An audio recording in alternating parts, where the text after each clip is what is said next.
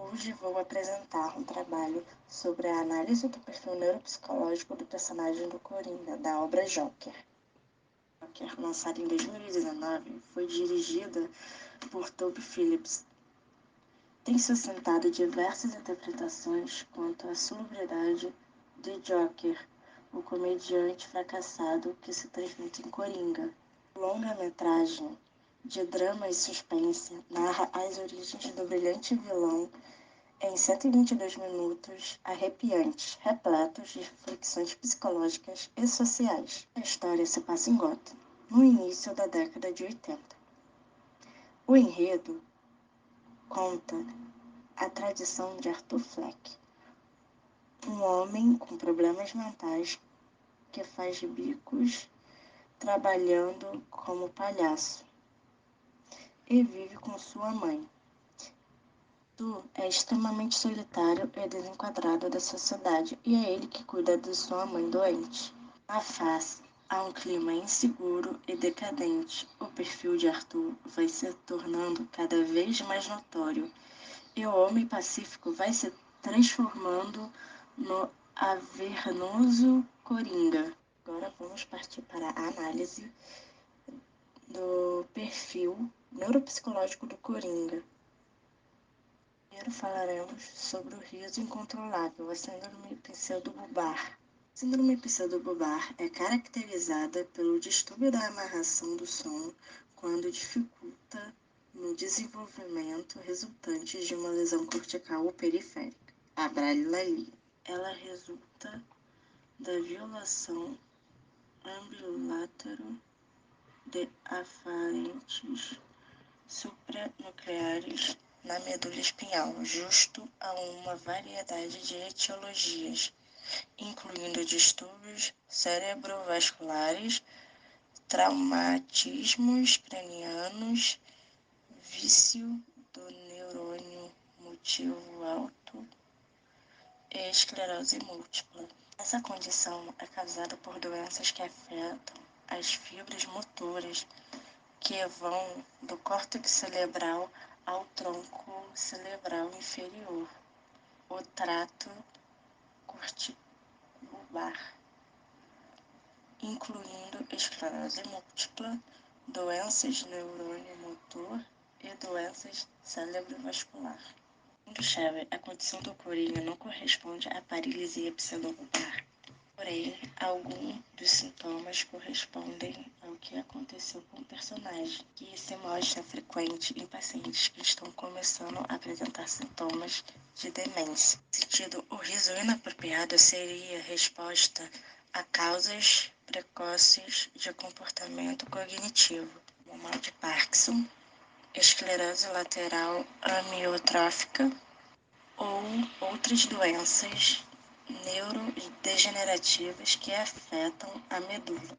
Agora falaremos da amardoma hipotálamica e a epilepsia gelástica. A epilepsia gelástica é um distúrbio considerado raro de crises epiléticas não compulsivas, cuja a principal atividade característica é o riso estereotipado e inapropriado, que podem ser espontâneos ou em resposta a estímulos externos. Na maioria dos casos, os amardomas hipotálmicos, uma série de tumores hipotálmicos benignos, são um fator importante no desenvolvimento de uma crise gelastinosa.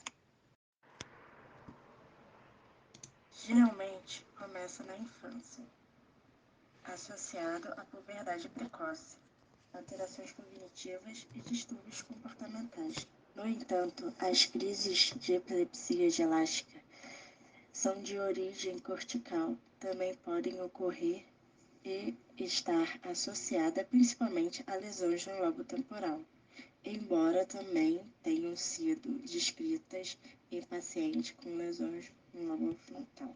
A elástica representa aproximadamente 0,2% de todas as crises epiléticas. Conhecer o mecanismo do riso normal é importante para entender sua fisiologia. O riso é um traço humano universal associado a contextos sociais complexos, específicos, nos quais expressam não só alegria, mas também emoções negativas, como a ansiedade e o medo.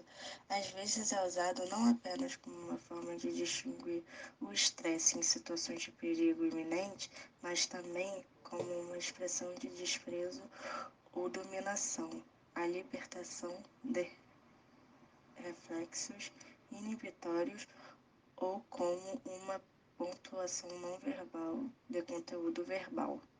As estruturas morfológicas das células e as vias que contribuem para o desenvolvimento do riso não estão totalmente elucidadas. Para patologias como crises gelatinosos, paralisia medular e pseudomedular e algumas formas crônicas de transtornos mentais, alguns modelos iniciais sugeriram o córtex límbico como base emocional para o riso e as áreas de trabalho do tronco cerebral como motora ou de encéfalo. Uma área provavelmente localizada no hipotálamo, onde os componentes motores e emocionais estão integrados. Os subsequentes confirmaram a noção de dissociação entre as redes que podem apoiar o riso, com estruturas parietais e basotemporais mediando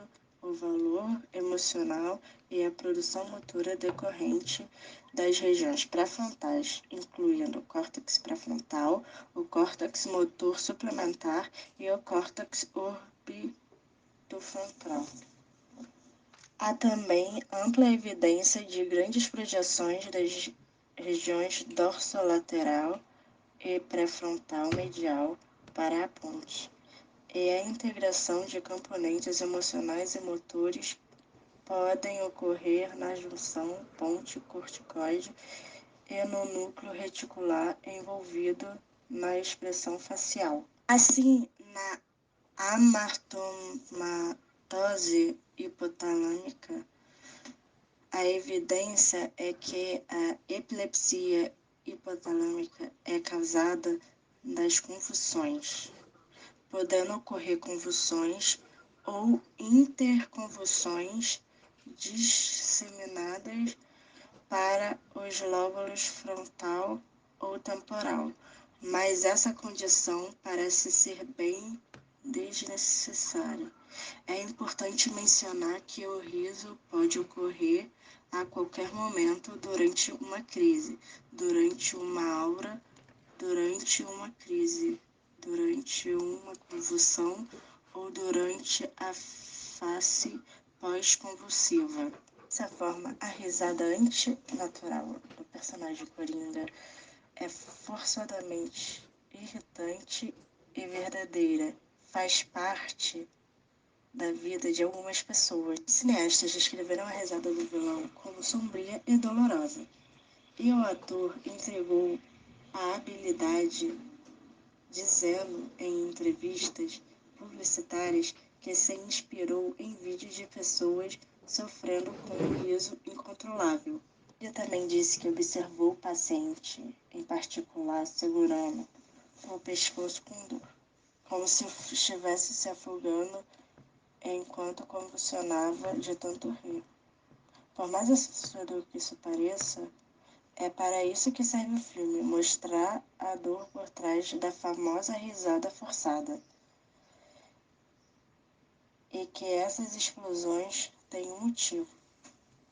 Além disso, presume-se que Arthur Fleck já sabia que seu diagnóstico porque carregava uma carteira no filme. Falaremos um pouco sobre a análise comportamental. É possível identificar algumas características nas ações e sintomas do personagem. Isso possibilitou lembrar de alguns transtornos, como o transtorno depressivo, o espectro da esquizofrenia e outros transtornos de personalidade, como o transtorno de personalidade antissocial, o transtorno de personalidade esquizofrênica e o transtorno de personalidade limítrofe. Bem, eu vou me ater apenas a um deles, que no caso é o transtorno de personalidade antissocial. Lembrando que é impossível chegar a uma única hipótese diagnóstica, pois a personalidade possui características semelhantes à de todos os transtornos antes mencionados. No transtorno de personalidade, uma pessoa encontra padrões em sua experiência interior e comportamento e se desvia deles. Ao contrário das expectativas culturais, é inclusivo e inflexível. O transtorno começa na adolescência ou no início da idade adulta, instala-se com o tempo e causa agravamento ou angústia. O transtorno de personalidade antissocial é caracterizado pela indiferença e violação dos direitos dos outros. Normalmente, esses indivíduos são agressivos, impulsivos e têm agressividade repetitiva e problemática. Pessoas com esse tipo de transtorno cometem atos ilegais, fraudulentos, exploradores e imprudentes para ganho pessoal. Quanto ao desarranjo de personalidade antissocial, estima-se como as taxas de extinção em 12 meses nos Estados Unidos pelos DSMs mais antigos variam aproximadamente 0,2% a 3,3%. Desarranjo de personalidade antissocial é mais comum entre os homens do que entre as mulheres. E há um forte componente hereditário.